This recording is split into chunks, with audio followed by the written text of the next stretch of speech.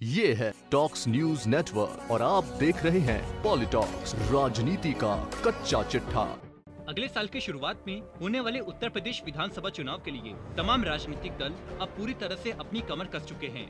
Bharatiya Janata party में लगातार बैठकों का दौर जारी है, तो वहीं समाजवादी पार्टी एवं बहुजन समाज पार्टी के नेता पार्टी को मजबूती देने में लगे हुए हैं।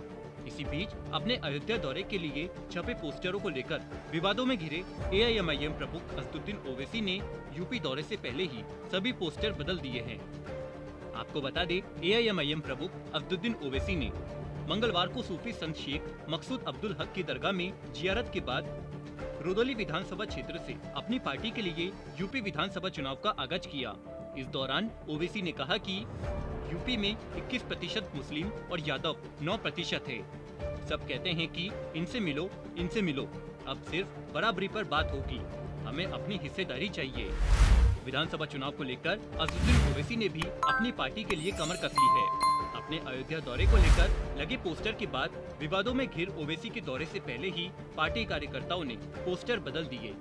फैजाबाद के नाम वाले पोस्टर कुछ होर्डिंग्स को हटाकर उनके स्थान पर अयोध्या नाम वाले पोस्टर लगाए गए, तो वहीं कुछ पोस्टर्स पर फैजाबाद के नाम पर अयोध्या के नाम के स्टिकर चिपका दिए गए।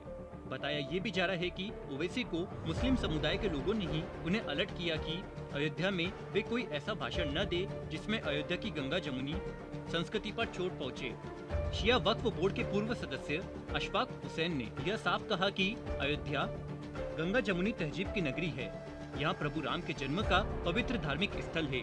यहाँ की जनता किसी भी तालिबानी मानसिकता रखने वालों को बर्दाश्त नहीं करेगी। यहाँ लोग अपने पाप धुलने और पवित्र होने के लिए आते हैं। ओवैसी अयोध्या आ रहे हैं तो अच्छी बात है, अयोध्या उनकी मानसिकता में बदलाव लाएगी।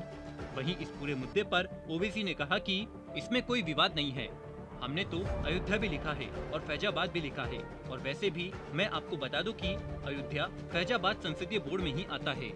वहीं अपने चुनावी शंखनाद की शुरुआत के साथ ही रुदौली में ओवैसी ने तमाम विपक्षी दलों को आड़े हाथ लिया। ओवैसी ने कहा कि आज यूपी में 21% मुसलमान हैं और 9% यादव है। कोई कहता है कि अखिलेश से मिलो, बसपा से मिलो। ओवैसी ने आगे कहा कि हम मिलेंगे, लेकिन हम समाजवादी पार्टी के मुसलमानों की तरह नहीं हैं। अब तो सिर्फ बराबरी पर बात होगी, अब हमें खैरात नहीं चाहिए, हमें अब अपनी हिस्सेदारी चाहिए। अयोध्या में पत्रकार वार्ता को संबोधित करते हुए ओवैसी ने कहा है कि हम 60 साल से सबको जिता रहे हैं, लेकिन अब जीतने की बारी हमारी है, अब उत्तर प्रदेश का मुसलमान जीतेगा। ओवैसी ने आगे कहा कि हम 2022 के विधानसभा चुनाव में 100 सीटों पर चुनाव लड़ेंगे और सबको साथ लेकर चुनाव लड़ेंगे। हम हिंदुओं को भी टिकट देंगे, ओबीसी और दलित हमारे भाई हैं, सबको बराबर में भागीदारी देंगे। इस मौके पर ओवैसी ने प्रयागराज के डॉन पूर्व सांसद अतीक अहमद और उनकी पत्नी शाइस्ता परवीन को पार्टी की सदस्यता भी ग्रहण करवाई। इस दौरान ओवैसी ने अतीक अहमद और उनकी पत्नी को पार्टी में शामिल करने पर पत्रकारों की तरफ से खुद ही सवाल उठाते हुए जवाब दिया कि भारतीय जनता पार्टी के 87 एमपी ऐसे हैं जिन पर गंभीर आरोप लगे हुए हैं। यूपी में बीजेपी के 37% एमएलए ऐसे हैं जिनके खिलाफ क्रिमिनल केसेज है और अतीक को अब तक किसी भी मामले में सजा नहीं हुई।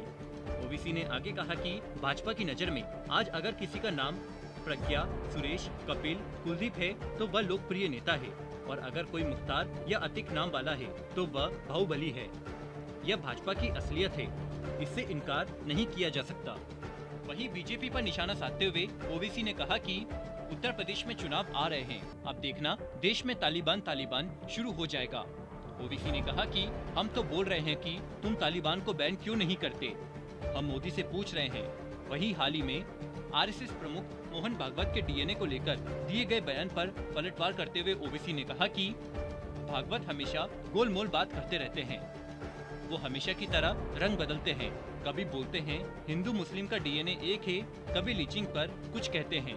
भागवत कभी भी एक बात नहीं करते। ओवैसी ने आगे कहा कि अगर हिंदू मुसलमान का डीएनए एक है तो मैं आज ही टेस्ट करवाने के लिए तैयार हूँ, भागवत जब कहे टेस्ट करवा ले।